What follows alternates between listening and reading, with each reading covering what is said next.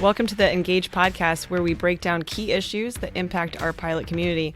I'm Laura Woods, and today we're diving into recently settled outstanding grievances.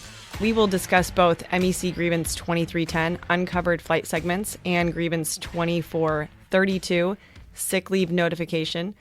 Joining me is one of our current negotiators and former scheduling vice chair, Frank Wedding. Frank, welcome back to the show. Thanks for having me, Laura. All right, so we'll kick this off. A little bit of a backstory. During the negotiations for Contract 2019, the pilot group was very clear. They wanted specific rules and pay treatments for reroutes. The negotiating committee delivered by securing clear language that changed how uncovered flight segments are handled. Frank, tell me what changed with Contract 2019. Yeah, Laura. So what changed? Let's see. Under the old contract, just a couple of bullet points. Reroutes inside of 14 hours got no pay. Also, you could be rerouted off of your rotation and never even rejoin your rotation at all. This posed a problem for a lot of the pilots, especially when it come to bidding on rotations that they want to have. They wouldn't end up flying those rotations. So we were given very clear instruction from the MEC. They wanted the reroute section of the contract fixed. So 23L, we needed it fixed, and we needed it fixed right now. So we did that. After negotiations with the company, what we ended up coming up with is a pretty good system, I think. One of the bullets would be for reserve pilots. A reserve pilot who's been rerouted, and then they come back through their base, they have a break-in duty at their base. Well, they now have the option to stay on that rotation. So this meant that now they could get a hotel room provided, they could stay on that rotation and continue on with the rotation. Another part of it is uncovered segments. When we look at 23L4, we talk about uncovered segments. So uncovered segments, what that means to a pilot is segments that were removed from another pilot's rotation. Any segments that are not in the current duty period, with one exception, they are required to build that into a new rotation, and then they are required to run it through the steps of open time under 23N&O. This allows for more green slips, it allows for more white slips, it allows for the ability for pilots to pick up more flying should they choose. For you, what that means is if you're the pilot that's rerouted into this flying, all you can do is be rerouted into the current duty period. And your pay would be 50% pay, no credit, plus any other appropriate pay above the rotation guarantee for those segments. There is one exception to this, and that's the 23L4 Note 4 exception, which states that in certain exceptions, if it's going to cause a PWA or an FAR conflict, the company can utilize you for that next duty period's flying. And how that would work is this. Let's say, for example, you had a Birmingham overnight and you flew to Birmingham that afternoon and you were scheduled to fly out to 5 o'clock a.m. the next morning. If the company cannot get a pilot out to Birmingham to pick up that 5 o'clock flying because they wouldn't have adequate rest, then you could be made to fly that flight. The bonus there is you would get 100% pay no credit for that flight segment, plus any other appropriate pay. One thing to also keep in mind is on reroutes, if you are rerouted to return through your base under 23L4C, once you come back through your base, they must release you or return you back to your original rotation. So all of those features, I think, have greatly aided the pilot group in the reroute process, and it's made it more equitable to pilots. Okay, so just to go back to your example for the Birmingham back to Atlanta is so early, so they can't get a pilot there, can't get them rested. So that's open for them to reroute another pilot into doing that versus putting that Birmingham Atlanta leg into open time and creating it as a new rotation because they can't fit it into the PWA or the FARs. Correct. So in that circumstance, if that original pilot's line showed going to Birmingham for the overnight and then early the next morning, when that pilot called in sick or whatever happened to that pilot, if at that time they could not build it into an open time trip, then yes, you could be made to do that subsequent duty period early morning flying and be paid appropriately for it. Okay. So basically the PWA isn't going to back the company into a corner where they have to delay a flight from Birmingham that's early. So that is something that a pilot can be rerouted to. But if it's next day flying, then that's an uncovered segment that has to be made into a new rotation. Correct. All right, let's fast forward to the implementation deadline for this contract provision, which was August 1st of 2023. A dispute arose between the company and ALPA regarding how it should be applied. That led to an MEC grievance, and through grievance mediation, a settlement agreement was reached. So what does this settlement do? So the grievance was on the definition of what an uncovered flight segment was. There was a disagreement between us and the company on the definition of uncovered. We went into grievance mediation with the company as well as with us, as well as with a national mediator. And at the end of it, the company agreed with our definition of uncovered. And so what it does now is it basically, the way we interpreted the contract is what the company will be following and be programming their system to do. When do all these changes fully take effect? The company has till March 31st of 2025 to fully implement the revised automation. But here's where it gets interesting. If the automation isn't implemented by March 31st of 2025, pilots will start to receive single pay and credit for all reroutes. So where they were getting 50% before, they will now be getting 100% for all reroutes, regardless of whether there was a break in duty or not. Like I said, that means no more 50% reroute pay premiums, and every reroute will be compensated at a full 100%. I think there's a June 2nd deadline as well. What happens there? Yeah, so if it's still not implemented by June 2nd of 2025, then things escalate even further. Beginning June 2nd, all reroutes under 23L will be paid single pay and credit plus double pay no credit until the automation is properly in place. So this could get really expensive for the company if they don't meet the automation deadlines. So in short, if the company doesn't meet the deadlines, pilots will benefit from those stronger pay protections. 200% would be pretty awesome. Correct. But remember, that it's not 200% permanently.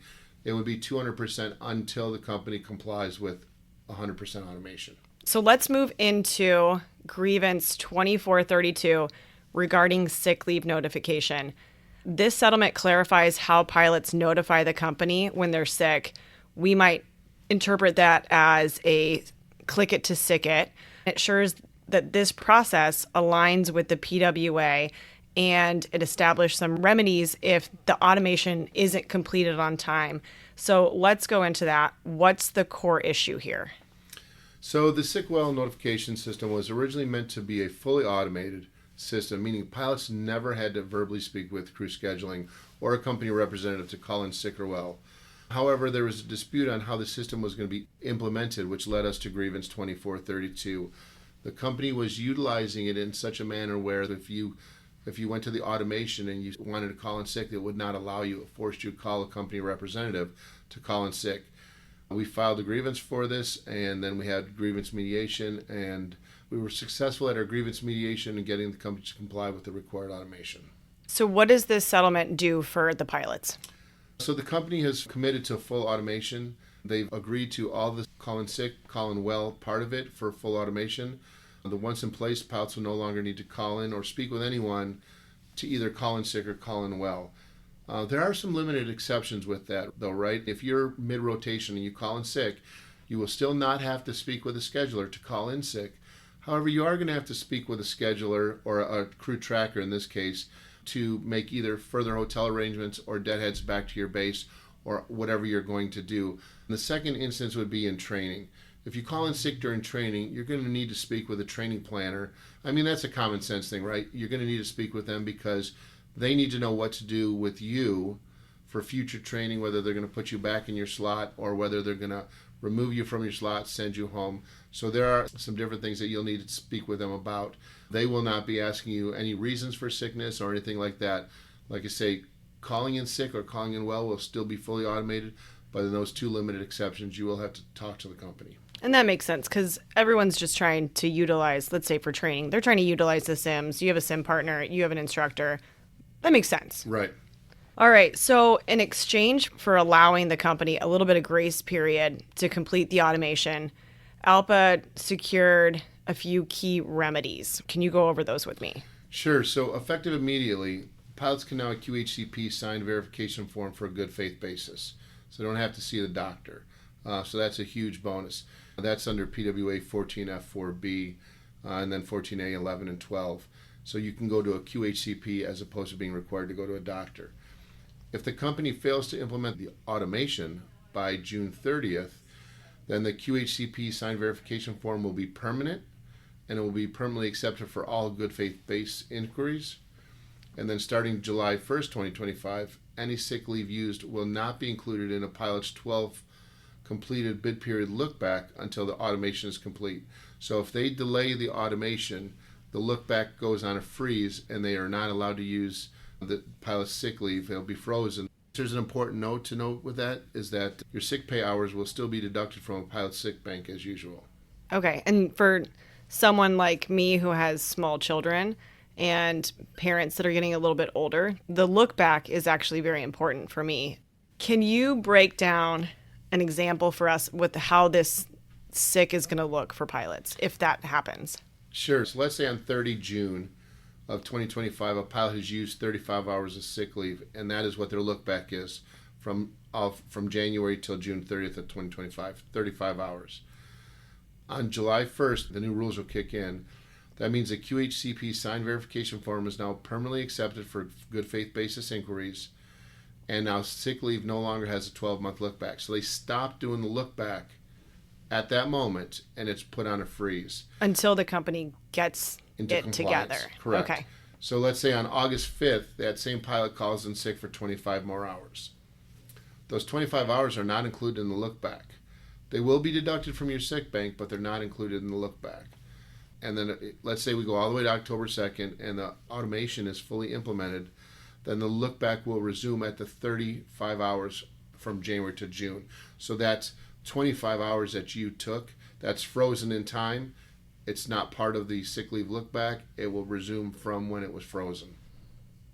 So this encourages Delta to make sure that they're meeting those deadlines. Absolutely. Here's a few takeaways we should keep in mind moving forward. Know your rights. You are not required to verbally notify the company when calling in sick or well. Use the QHCP, so that's the Qualified Healthcare Professional, for any good faith basis inquiries. That just means that you don't need a doctor's signature. It can be a PA. There's a whole list in the contract about who falls under that, but a good faith basis no longer requires a doctor to sign your form. Monitor the automation timeline. So if the automation isn't completed by June 30th of 2025, sick hours won't count towards your 12 sick back look months. Submit issues if needed. If you have an issue, send a dart to contract admin. And as I like to say, make your problem ALPA's problem. Frank, any closing remarks for the listeners? No, I think I'll just add a couple of things onto the Know Your Rights. You know, like I said, you're not required to verbally call in sick or well, but there is the two exceptions. I just want to point it out one more time that if you're in the mid-rotation or if you're in the middle of a training footprint, you're going to have to speak to somebody so they know what to do with you. And then submitting issues if needed, absolutely submit a dart to ALPA. However, I would also submit that via Crew Assist on your EFB, you submit the pay issue so we can get the company notified and get the timeline started, and that way the company is made aware of it. All right, yeah, that's a great note. But, as far as everything else, these settlements, they're another step in ensuring contract compliance with the company. We'll continue to monitor the implementation and keep you updated. If you have any questions, send them our way. That wraps up this episode of the Engage podcast. Thanks for tuning in. Until next time, stay informed, stay engaged, and fly safe.